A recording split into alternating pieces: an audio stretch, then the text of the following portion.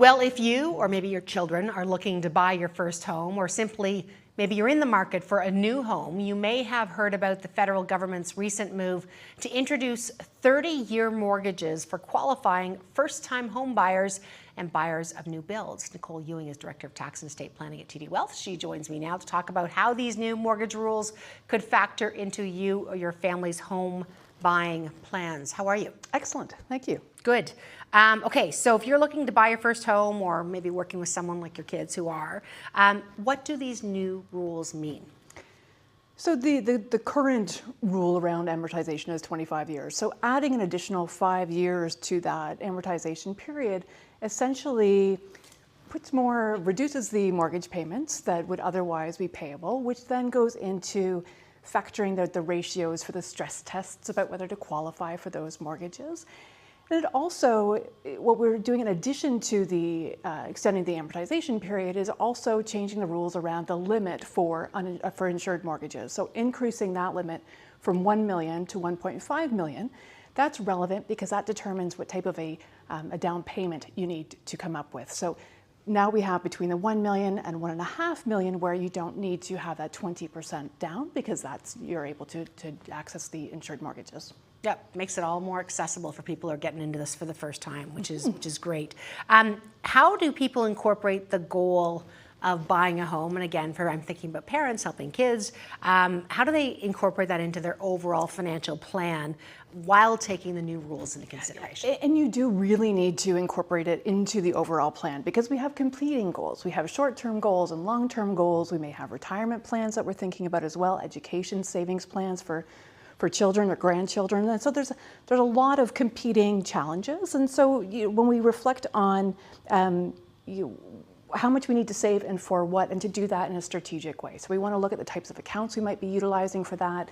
First home savings account, maybe accessing RRSPs, TFSAs. Also remembering that it's not just the mortgage payment that we need to be concerned about. So that may actually relieve some cash flow some challenges, so make more money accessible to you, but there's going to be things that require that money to be spent on. So maintenance, repairs, other sorts of property taxes and things as well, just furniture to fill that home that you're buying. So really, we do need to look at this as an overall plan. How do you, you mentioned a few things there in terms of taxes, furniture, all that good stuff. How do people, or how should they go about to figure out how much they can afford? Because the upside to this means you can afford more. The downside means you can afford more.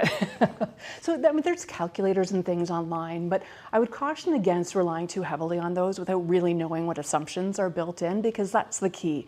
Working, for example, with a planner or a financial planner who can help you figure out what your cash flow requirements are, your income, your other debts, your other goals, where you're pulling money from, where you can put it to, and what the trade-offs are for that will be really important, to not just look at it as an isolated question, but to really more fulsomely look at it, and to remember that those first few months of home ownership can really catch people off guard. Now you're encountering expenses that you otherwise may not have experienced as a renter or living at home with your parents. And so having somebody advise you on that to help you anticipate what the needs are going to be will be really helpful. You mentioned a few of the ways which you can save, FHSA, RSP, TFSA. Maybe just take us through the specifics, the mechanics of how they work. So our first home savings accounts, which are available to first-time home buyers, qualifying first-time home buyers for qualifying properties, will allow you to save up to $8,000 a year to a maximum of $40,000. Now, caution here, because the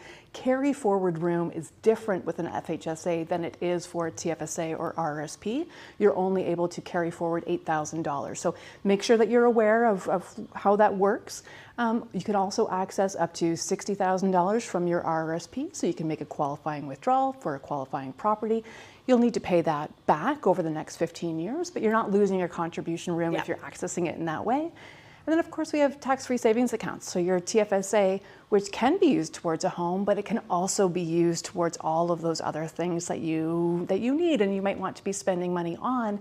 And the pro there is that you're able to recontribute those funds the following January. So if you need to pull them out, use them for something, you're able to do that. But just being aware of how these different tools work together and how these accounts can be maximized will help you ensure you're using all of these to the best possible. Like a leaky basement. Not that I know this from firsthand, but like a leaky basement. Anyway, I would say, and we always end this in not to be trite, but in the same way, but it's really useful to be able to talk with somebody about this. Because this is one part of an overall plan. You talk about competing priorities. It really is. It's when to kind of fund those competing priorities. Yeah, and when to fund them and how to prioritize the payments. So there might be different things that you'll do in a different order that will get you a better result. For example, somebody might be recommending to make a contribution to your RSP if you have a matching contribution at work, where you can then access that money through your home buyer plan and recontribute somewhere else. So working with a financial advisor, a planner, a mortgage specialist, who are all bringing their expertise to the table and helping navigate so it's new. This is new for people. Even if you're not a first-time home buyer, but you're buying a new build. Right, Yeah. and that's an important thing to keep, is it is accessible to people with the new build side, right? Exactly. All right, Nicole, thank you. Always a pleasure. Oh, mine.